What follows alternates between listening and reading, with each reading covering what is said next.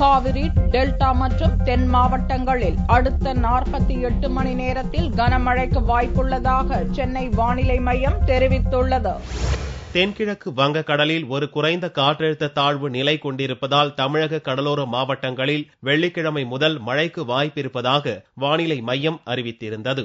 வெள்ளியன்று காலை 8:30 மணி நிலவரப்படி காற்றழுத்த தாழ்வு நிலை அதே இடத்தில் நீடிப்பதாகவும் மேலும் அந்நிலை மேற்கு நோக்கி நகர வாய்ப்பிருப்பதாகவும் சென்னை மண்டல வானிலை மைய இயக்குநர் ரமணன் தெரிவித்தார். அடுத்த 48 மணி நேரத்தில் டெல்டா மற்றும் தென் கடலோர பகுதிகளில் கனமழையை எதிர்பார்க்கலாம் என்றும் ரமணன் கூறினார். நேற்று தென்கிழக்கு வங்கக்கடல் பகுதியில் நிலை கொண்டிருந்த ஒரு குறைந்த காற்றழுத்த தாழ்வு பகுதியானது இன்று காலை 8 மணி அளவிலே தென்மேற்கு வங்கக்கடல் மற்றும் அதை ஒட்டியுள்ள பகுதிகளில் ஒரு தாழ்வு பகுதியாக நீடிக்கின்றது.